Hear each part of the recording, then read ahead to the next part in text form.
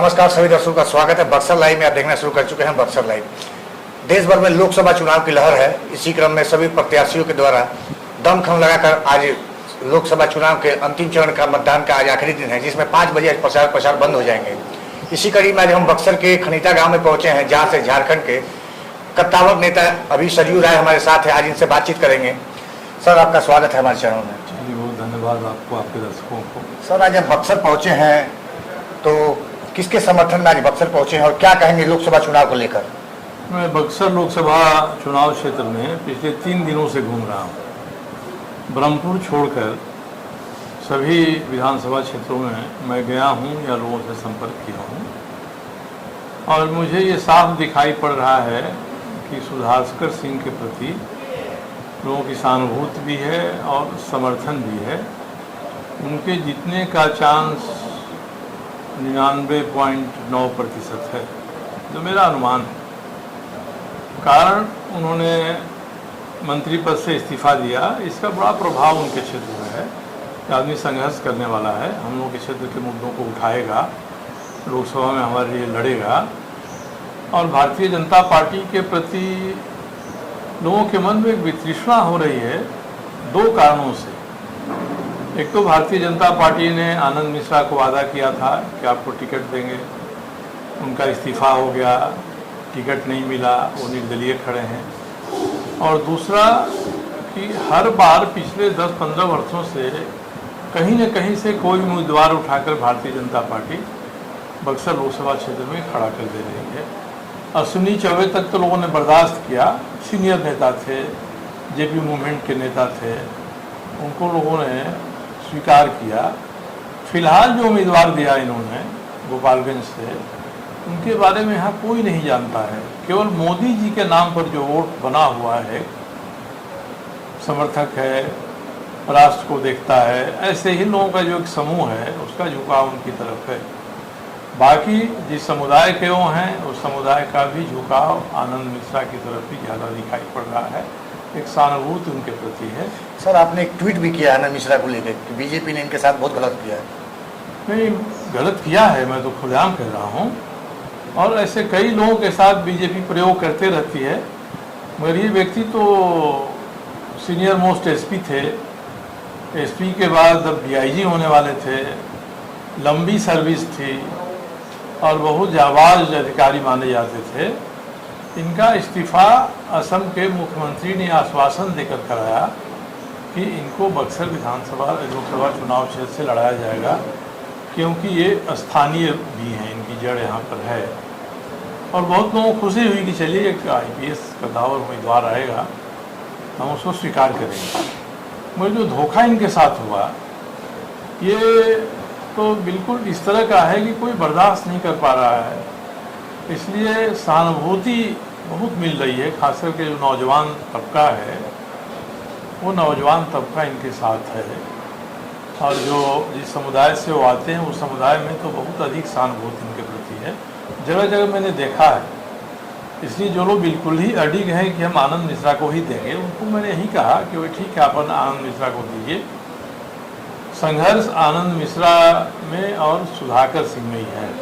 सीधी लड़ाई आप आनंद मिश्रा और सुधाकर जी में दिख रहा है। मैंने यही महसूस किया है, सुधाकर सिंह आनंद मिश्रा में लड़ाई है। भारतीय जनता पार्टी के उम्मीदवार को लोग कह रहे हैं कि इनको वोट देना मतलब अपना वोट बर्बाद करना है।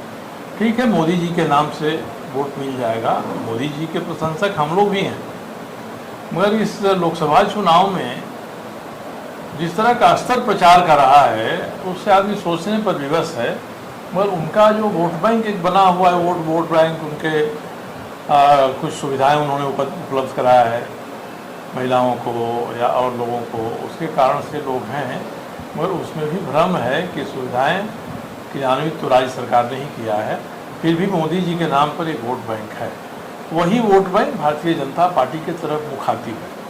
उसमें भी पुनर्विचार हो रहा है कि भारतीय जनता पार्टी इस क्षेत्र को ऐसा मान ली है कि खूंटा खंबा हमारे यहाँ जो भी है भेज दो और बक्सर से जीत जाएगा, ब्राह्मण समुदाय के लोग जिता देंगे। तो यहाँ के नौजवानों में इसके प्रति आक्रोश है। बक्सर में एक से एक बढ़कर ब्राह्मण समुदाय में लोग हैं, हम लोगों के परिचित लोग हैं, आनंद मिश्रा भी उसमें से एक हैं।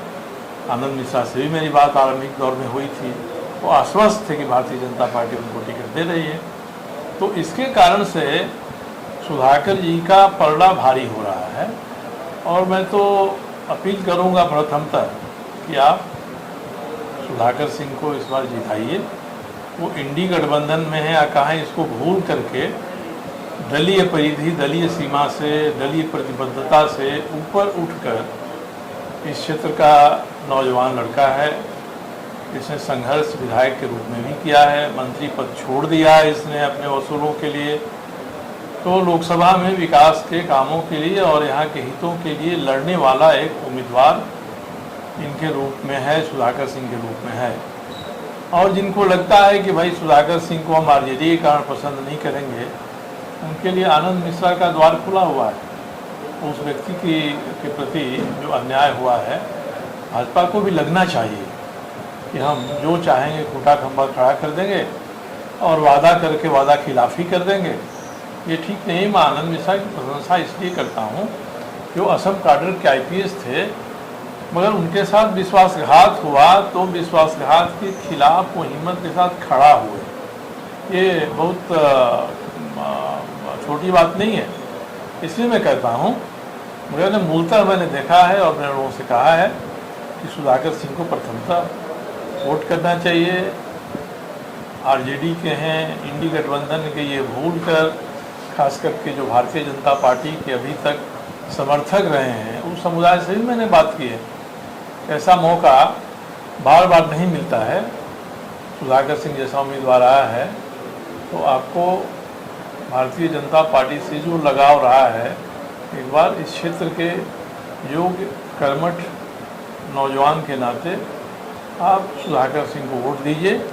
नहीं दे सकते हैं तो भाजपा के उम्मीदवार को देने के बदले में आप अपना वोट आनंद मिश्रा को दे दीजिए।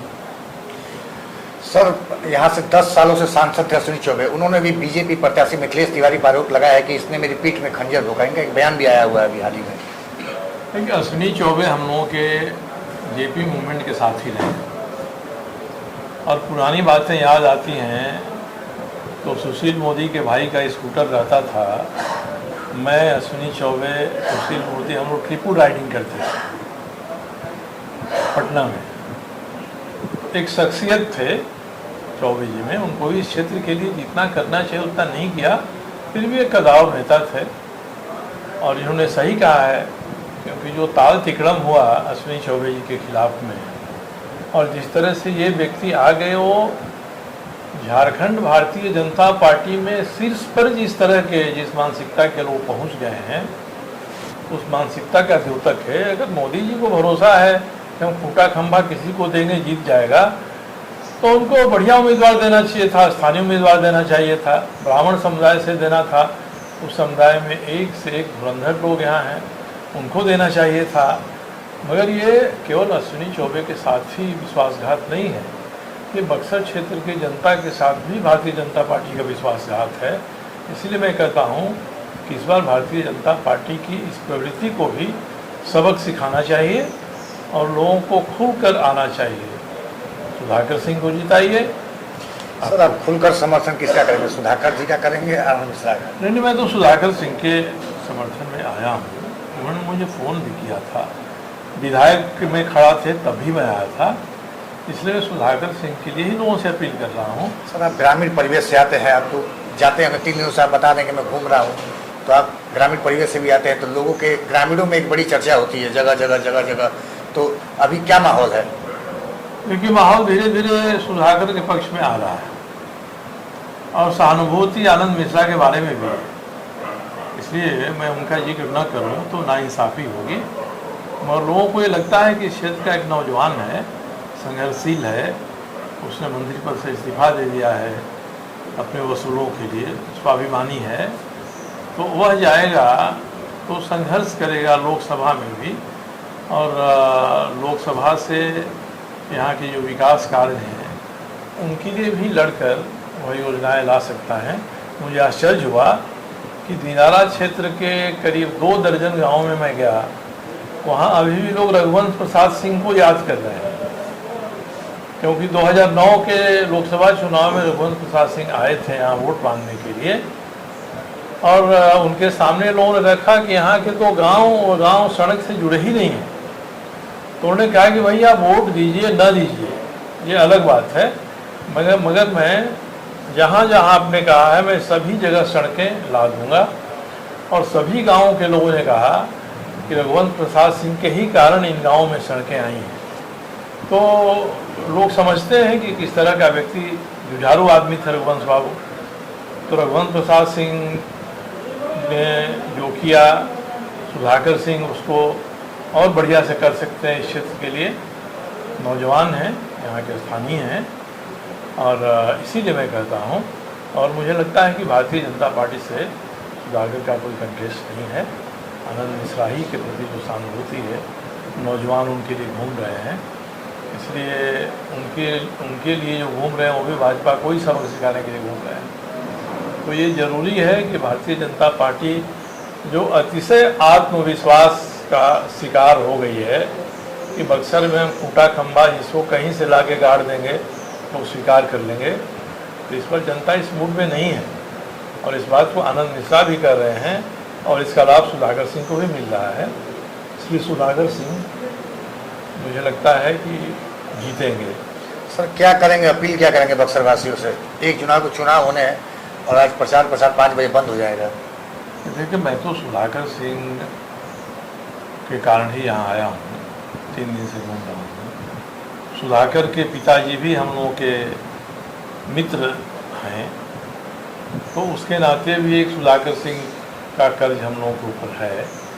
उन्होंने बुलाया और मुझे अच्छा लगा कि उन्होंने याद किया। मैंने कहा कि 25 तक चुनाव जमशेदपुर में है, 25 के बाद आऊँगा। 25 तारीख को फिर उन्होंने फ़ोन किया, इसलिए मैं विवश हो गया यहाँ आने के लिए। और आकर मैंने जो परिस्थिति देखा कि पहली बार एक ऐसी परिस्थिति इस क्षेत्र में दिखाई पड़ रही है कि सुधाकर के प्रति समाज के बड़े तबके का झुकाव है। आप हमारे साथ सुन रहे थे झारखंड के कद्दावर नेता सरयू जाई थे पंकज पांडे बक्सर लाइव से, बक्सर से। आप देखते रहिए बक्सर लाइव की ये खास रिपोर्ट।